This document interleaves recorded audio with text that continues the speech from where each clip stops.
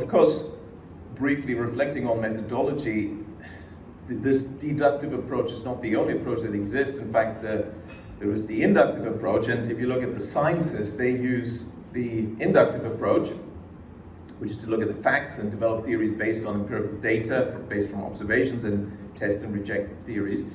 But economics alone is developed using the opposite, the deductive approach, with the axiom of individual rational utility maximization, of essentially selfish, autistic individuals that don't care about others, can't be influenced by others, and so on. So that's the axiom, which of course contradicts the observed reality. And then you add assumptions which are admitted not to be realistic, but are used for sake of argument, such as perfect information, complete markets, infinite lives, flexible prices, zero transaction costs, and so on.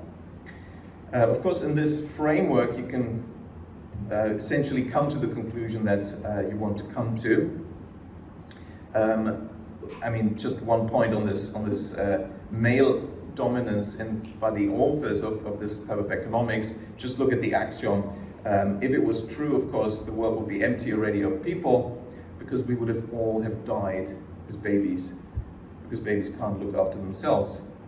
But the axiom says nobody cares about anyone else. So clearly, mothers would not have come up with this sort of fictional dream world. Clearly a male construct. But moving on to the second point, the colonial use that this economics has been put to. There's two pillars. One is the theory of comparative advantage developed by David Ricardo, which in its modern version is still dominant as the guiding tool by international organizations and policymakers. It's a theory of static comparative advantage, where essentially countries should focus on what is their relative advantage. Oh, you've got a lot of raw material resources as a developing country, well, you should be exporting that, focus on that, and otherwise deregulate, liberalize, and privatize, and let the free markets take care of things. That has resulted, of course, in developing countries not developing and becoming exporters of cheap commodities and fitting into this neocolonial order. And the second point is the Keynesian savings requirement that is proclaimed for economic growth. And I'll come to that in a moment. Just briefly on Ricardo. So who was this David Ricardo? He was very influential. He paid the other economists that said the same things as him, including Malthus, Mill, James Mill, John Stuart Mill, who were paid by him, and others. And I mean, he was a banker. He retired early at 42 and then created modern economics. He literally invented the technique of economics. This is the deductive approach, the Ricardian vice, as some people call it, the excessive use of abstract modeling based on unrealistic assumptions, the use of false and misleading assumptions to prove the results you want to prove. And here's this theory of comparative advantage, 11 assumptions at least, and then you get the result that you want. Of course, the two countries trade, and the developing country focuses on, they've got more labor, so they focus on the labor-intensive thing. That's good for them. Now, the critique of this is, of course, and this is still not really widely recognized, it's celebrated as a great insight that trade is beneficial for both parties. But that was actually well known before David Ricardo. It was never controversial. The benefits from trade, however, may be unequally distributed, and that's the whole point. So what does Ricardo say about the distribution of the benefits from trade? Nothing. He fails to discuss it. So, and of course he criticizes the predecessors, the mercantilists, and you can call them actually also in light of the previous presentations, the sort of indigenous economics knowledge that existed before the artificial introduction of this theoretical fictional economics by the number one economic, military, and political power in the world, which was Britain at the time, to suit its purposes, such as open other countries for its mass exports, and therefore needed to have this free trade ideology justified. He criticized the mercantilists, but the mercantilists knew that trade is beneficial. That's why they're called mercantilists. And you could call even the Chinese writers on this, many centuries before mercantilists. So, this sort of indigenous knowledge that existed. But how are the gains from trade distributed? That's the key question. And the mercantilists had an answer. We have to be careful because they can be unequally distributed. There could be exploitation.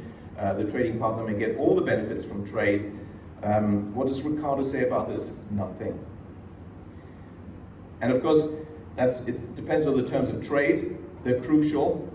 And as Prebisch and Singer have shown empirically, and if you do empirical, inductive, scientific economics, as I call it, things become quite apparent.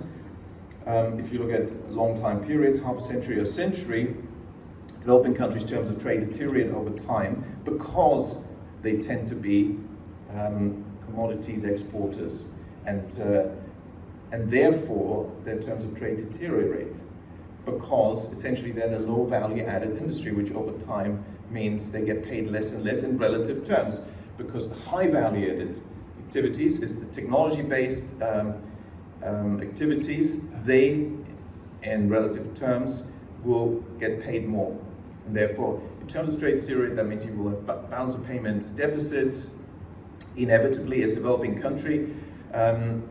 If you focus on this, as countries have been advised consistently until this day by the IMF and the World Bank, focus on your commodities exports, but that way you get your current account deficits, and that means there's pressure to borrow from abroad, become dependent, and that leads to the second point, which is the monetary side of this neocolonial relationship.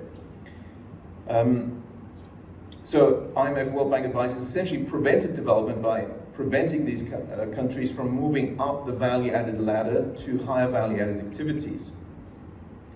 And the result was current account deficits and indebtedness. Now, there is another pillar of this neocolonial economics approach that's been successful in achieving its neocolonial goals. It's the argument, well, what is economic growth? For growth we need investment, for investment we need money. You don't have enough money because money comes from savings, so it's a Keynesian savings imperative.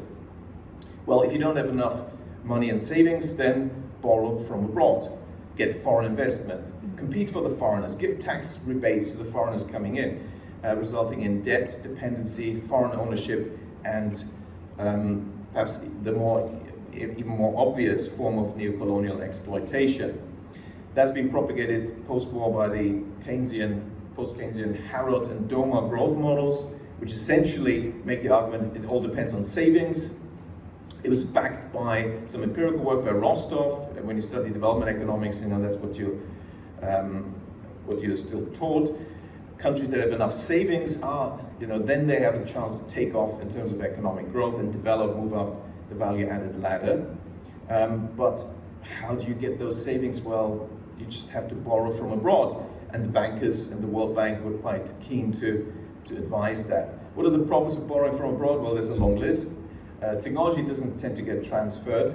It creates economic dependency. The foreigners are in control, interest payments, compounding debt, debt traps if your economic growth is less than the compounding interest. You can't get out of it. And of course, there's the currency risk, because surprise, surprise, when lenders provide money for developing countries, which currency do they lend in? When JP Morgan lends to an African country, who's the expert in FX risk and managing it? Well, it seems to be the African country, because JP Morgan says, well, we're not going to take any FX risk, we're going to lend you dollars. And so that FX risk is left with the developing country. And because they're commodities exporters, their exchange rate deteriorates over time inevitably, because what I pointed out, Prebisch Singer, the empirical result is very clear. And therefore, your debt becomes larger constantly in domestic currency terms. You can't get out of it. You're in the debt trap, and the foreigners are in charge on what to do. By the way, if you're interested in historical background on this, read Tolstoy's paper on this on the website collegepress.org.uk in the first issue of the journal Banking, Finance, Sustainable Development. It's quite stunning what Tolstoy has to say on this. And so this is Hierodoma, but of course in the more recent version, the neoclassical growth model, Solow, essentially the same conclusion was driven home. We need savings for growth, focus on savings, and it generalizes this argument that you don't have to do anything because developing countries, they have less capital, therefore the returns on capital are higher, therefore foreign money will come in, and that's great, and they will grow. So don't do anything, no industrial policy, no development policy needed, and countries will develop. Of course, empirically, this is not what happened. Capital supposed to flow from rich to poor countries is flowing the other way around, empirically. And of course, countries that have adopted the IMF and World Bank advice have failed to develop quite spectacularly, quite singularly. Now here's a reason why the foreign money argument and foreign investment, borrowing from abroad, could not ever have worked, and actually is essentially a banker's trick. And the reason is,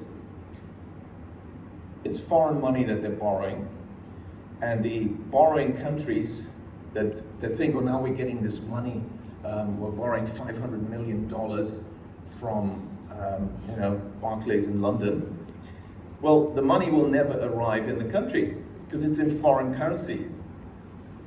Now, in the old days when we had a gold standard, gold would be shipped.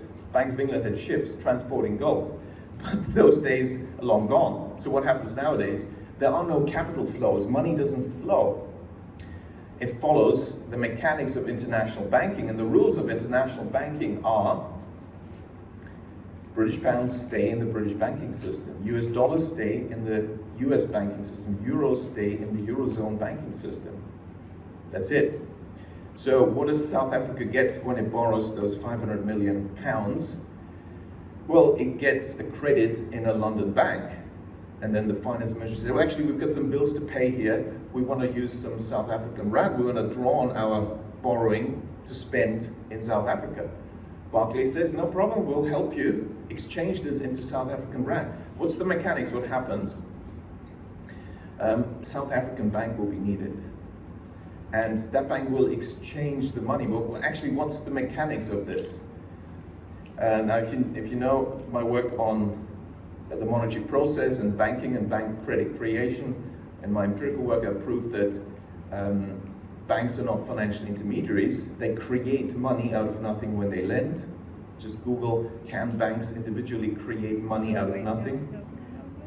And this has implications for international capital flows. If you look up the other paper, Lost Century in Economics,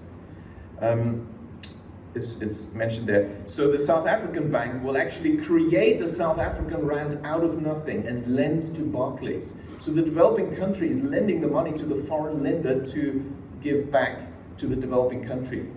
In other words, when a so-called capital inflow happens, because money doesn't flow, it's actually money creation by the domestic banking system triggered by the foreign instruction.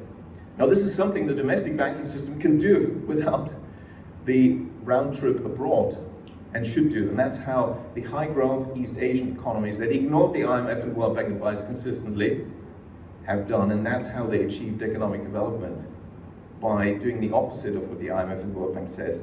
And they use domestic bank credit creation. So it's a complete lie. Developing countries don't need savings to grow. They don't need foreign money. That can never work.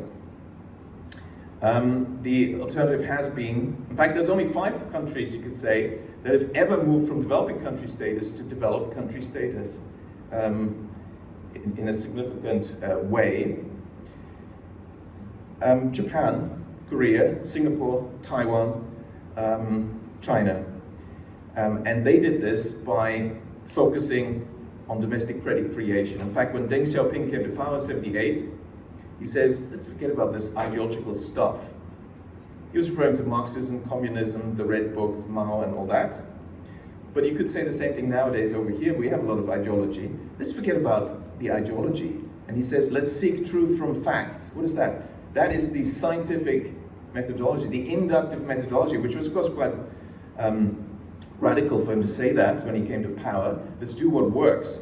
Let's look at the empirical evidence. But it remains revolutionary in Western economics, which is stuck in this theoretical fictional dream world and ideological adherence to the Washington consensus approach.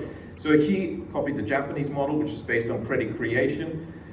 3 scenarios of credit creation is used for unproductive uses, which can be asset purchases, you get asset bubbles, banking crises. If it's used for consumption, this is money creation. Bank lending for consumption leads to inflation. As we know, since the March 2020, massive expansion in credit creation for consumption in the Western countries, therefore inflation, 18 months later. But when bank credit creation is used for productive business investment to implement new technologies and increase productivity, you get growth without inflation. That system was introduced very successfully, also in China, resulting in 4 decades of double-digit economic growth, lifting more people out of poverty than anywhere before. Now, the key point, and I need a minute for that. So what's the end game? The users of this false economics, what are they up to? Well, actually, the beneficiaries have been central banks, and it's important to identify the players. They're the beneficiaries of the monopolistic, hegemonial, neocolonial economics. Because everything has been deregulated, liberalized, privatized, but central banks have become more powerful and de facto unaccountable. They've amassed ever greater powers. What's their end game? Well, they've reduced economic growth. So some people think that's great. They've implemented degrowth since the 70s. How? By reducing the number of banks in many countries. Fewer banks, that means less credit creation, less growth. Since 2008, massive reduction in interest rates, harming the banking system further consolidation of the banking system. Why are they doing this? Well, look at what else they're doing. They want to abolish cash. They say that we need to move to digital currency so negative interest rates can be imposed. That means take your money out of your account without your consent. The war on cash. And of course, they've also, central banks have joined the critics of the banking system. Let's abolish bank credit creation. Who then is in control of the central banks? And they've been propagating for the introduction of central bank digital currencies. We've used digital currency for decades. So what's the difference? This is centralized now, and it's actually not really money, it's conditional money. It's really, each time you want to use it, you're sending an application to the bureaucrat asking, begging for permission to use your money, and they will decide. And they will probably decide the answer, is going to be no if you've stepped out of the 15-minute city zone, or if you've used up too much CO2, which is plant food, and therefore, it can be any arbitrary, mechanism. So, the final point is this: degrowth has arrived. The good news is that actually, and of course now, why the central bankers and their media jumping onto the degrowth bandwagon? Why? Why are they pushing this so hard now? Because it suits their narrative. They want to abolish the banking system. That means there won't be economic growth. They need a justification, and that's what the degrowth argument, narrative is delivering, and that's why they quite like this. But make no mistake, economic growth doesn't actually exist. So you're essentially running against windmills if you're saying, growth is the enemy. Ask any physicist, there's no economic growth. It's a statistical illusion created for the sake of the bank-based monetary system, yes. But it's not a physical reality, there's no growth. We already have zero growth, so we're there. So let's focus on who's the real enemy of mankind, the totalitarian control central planners. Growth actually can be beneficial, the traditional statistical growth, because it will give us the means in the system that we currently have to protect the environment, and that's what we badly need. Because do you realize they're still cutting down the Amazon forest at vast pace? They're cutting down ancient giant trees in Canada, and that's the woke Trudeau doing this, allowing this. Why are they doing this? Trees actually turn CO2 into oxygen. CO2, which is plant food. So why are they cutting down trees while they're saying, we need to cut down on CO2 and we need to introduce all these changes and reduce economic activity. Germany currently being deindustrialized. Growth is collapsing. For long-term sustainability, we need environmental sustainability, economic sustainability, and social sustainability. And that's why we need economic growth in the traditional sense, when in reality, there is no economic growth. And I have come to the conclusion, just the summary page. So it's wrong to believe that economic growth is the enemy of environmental sustainability. Economic growth cannot hurt the environment because it doesn't exist. It's a statistical concept. A statistical illusion can't be the enemy. Who's the real enemy? Why are the central planners supporting degrowth? The answer is the false economics narratives that they've been propagating for 200 plus years. The colonial hegemony will continue as developing countries are told, no, you can't develop, you can't do what the other countries have done, you can't move up the value-added ladder. And now they want to introduce totalitarian control via central bank digital currencies. In order to centralize this control, they need to abolish banks, which is decentralized money creation, but this means they're delivering deindustrialization, poverty, economic backwardness and destitution, starting with Europe, but everyone will follow. And that explains why this new narrative of degrowth is being supported by the NGOs, the think tanks, Soros, Rockefeller Foundation, and the central banks and private jet flying billionaires. Thank you.